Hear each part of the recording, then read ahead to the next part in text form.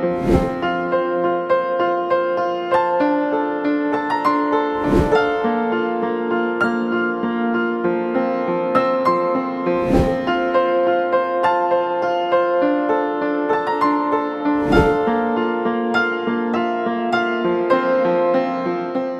है भारत का सबसे बड़ा राज्य उत्तर प्रदेश और ये है उसकी राजधानी लखनऊ। पिछले 8 एपिसोड से हम लखनऊ के अलग अलग जगहों और 1857 के संग्राम से जुड़े उसकी कहानियों के बारे में आपको बता रहे हैं। इसी कड़ी में आज बारी है लखनऊ के हजरतगंज इलाके की।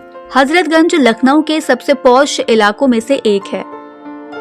शॉपिंग, खाने पीने की जगह और अब सिर्फ यादों में रचा बसा Mayfair picture hall, quality restaurant और कपूर होटल, जहां 15 अगस्त 1947 को जश्न आज़ादी के दिन लखनऊ और उसके आसपास के क्षेत्रों में रहने वाले लोगों और हजरतगंज से संबंधित आगंतुकों के लिए ये सब कुछ एक मीठी याद की तरह है।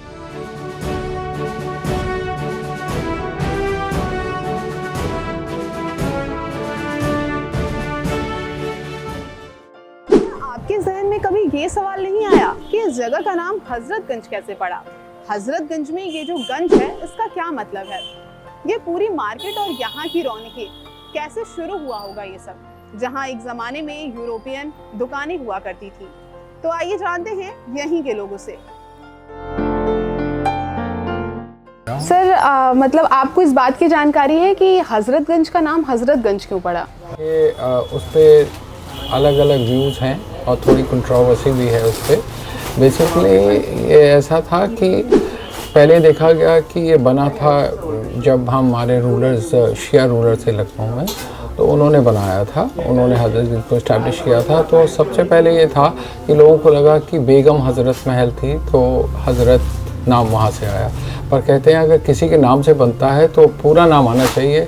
ये महल को छोड़ दिया गया, तो हजरतगंज तो वो सेटिस्फाई नहीं करता था उस कंडीशंस को। तो फिर उसके बाद ऐसा हुआ कि since they were all Shia followers, Shia से, तो हज़रत अली को वो सबसे एमिनेंट मानते हैं। तो हज़रत अली के नाम से अली उन्होंने यूज़ किया, हज़रत यूज़ किया। हज़रत तो is an address to their one of caliph, जो उनके खलीफा होते थे, उनको हज़रत साहब थे। तो सबसे ज़्यादातर ये शियाज़ हैं, सब फॉलोअर्स अली के हैं, हज़रत अली के, तो इसलिए हज़रत नाम ऐसा लगता है कि उसी वजह। और गंज एक्चुअली मंडी को कहते हैं, तो मंडी को जो जिस जगह सेल होती, और ये कनेक्शन पॉइंट था, तो यहाँ पर मंडी लगती होगी, मार्केट होगी, तो इसलिए हजरतगंज नाम उसको बन के पड़ गया, ऐसा कुछ।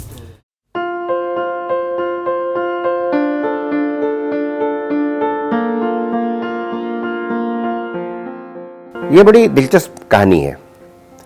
वालिद अली शाह के जो वालिद थे, उनके पिताजी अमजद अली शाह बड़े धार्मिक प्रवृत्ति के थे और उन्हें लोग हजरत के नाम से जानते थे, और उन्हीं के नाम के साथ हजरतगंज को हम जोड़कर देखते हैं।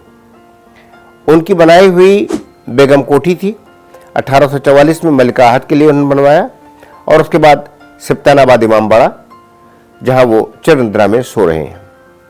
हजरतगंज का जो दूसरा अक्षर है वो गंज है। लखनऊ में बहुत से मोहल्ले गंज के साथ जुड़े हुए हैं, रकाबगंज, फतेहगंज, जाहियागंज। नेवल ने 1904 के लखनऊ गजेटियर में लिखा था कि गंज का अर्थ गले की मंडी होता है, और फतेहगंज और रकाबगंज गले की बड़ी मंडियां थीं।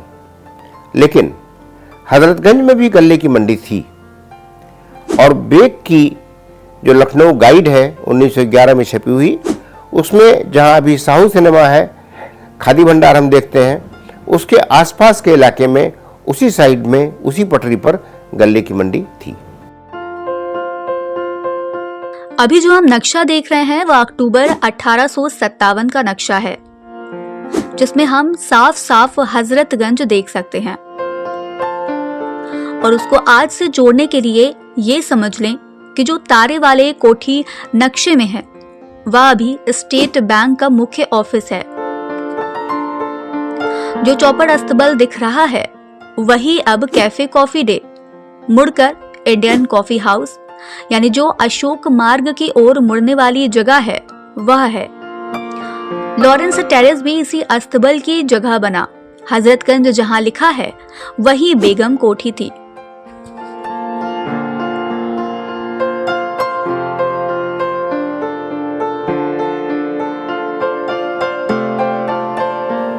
बेगम कोठी को अब हम लोग करीब करीब बिसरा चुके हैं, जबकि गंज को हमेशा हम बेगम कोठी से जोड़कर ही देखते हैं। 1844 में बनी यह कोठी असल में कोठी नहीं थी, बल्कि ढेर सारी कोठियाँ थीं।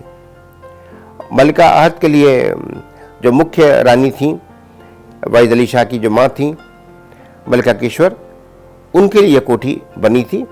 यह भवन इंडो फ्रेंच स्टाइल का था, तिमंजिला भवन था, और इसी के नाम पर इसको हम लोग बेगम कोठी के नाम से जानते थे।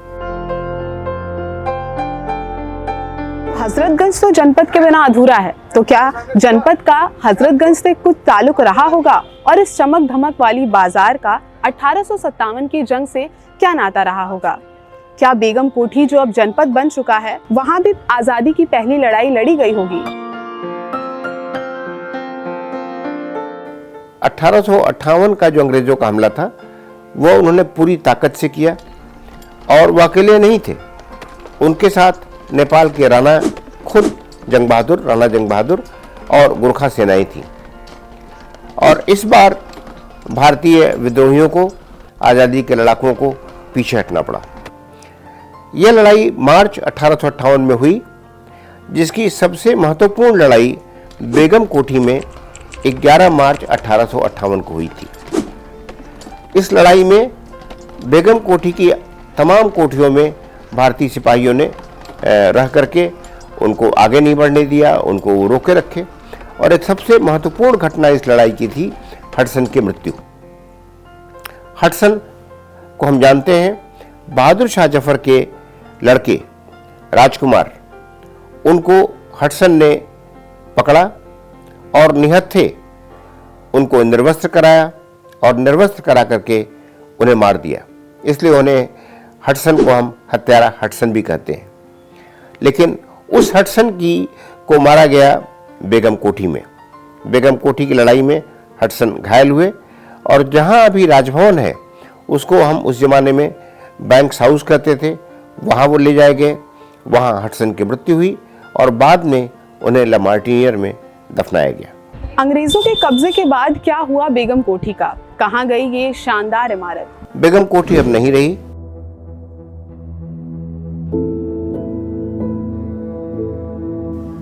बेगम कोठी की लड़ाई के लोग, उनकी याद करने वाला कोई चिन्ह भी अब नहीं रहा। यह बहुत दुख की बात है।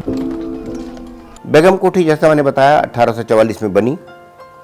1858 की लड़ाई की वो साक्षी रही। उसने सैकड़ों हजारों भारतीय सिपाहियों को आज़ादी के लिए लड़ते मरते देखा।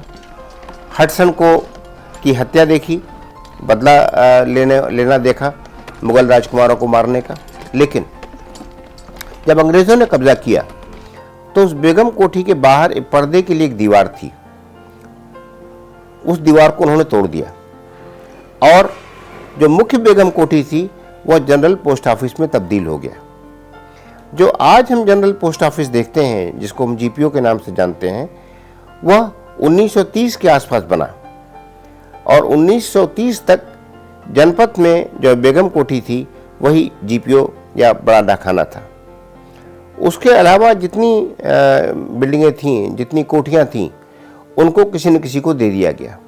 उसी में से एक कोठी में अवध रोहिलखंड रेलवे का कार्यालय बना, जो अभी डीआरएम ऑफिस है। कई कोठियाँ मुंशी नवल किशोर प्रेस को मिली, और कुछ कोठियों में दुकानें खुली जो हजरतगंज में यूरोपीय सामान मिलने वाली दुकानों का आधार था। तो इस प्रकार से हम कह सकते हैं कि अगर हम हजरतगंज के इतिहास को कुरेदेंगे तो हमें उसको बेगम कोठी से जोड़ करके ही देखना पड़ेगा।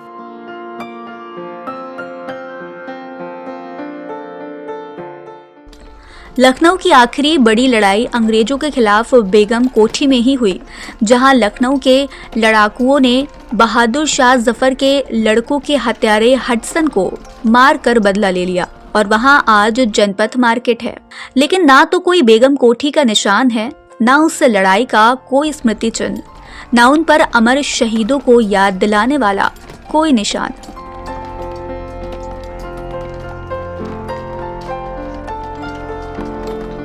आपको ये पूरा एपिसोड कैसा लगा हमें कमेंट बॉक्स में ज़रूर बताएं। और हाँ, अगर इससे जुड़ा कोई भी सवाल आपके मन में हो तो कमेंट ज़रूर करें। हमारी पूरी कोशिश रहेगी कि हम आप तक इसका जवाब ज़रूर दें। हम फिर हाजिर होंगे बागी अवध के इस सीरीज़ के नेक्स्ट एपिसोड के साथ, जो कि जुड़ा है लखनऊ के भयानक बर्बर लूट की घटना से। तब तक देखते रहिए और करते रहिए बातें यूपी की।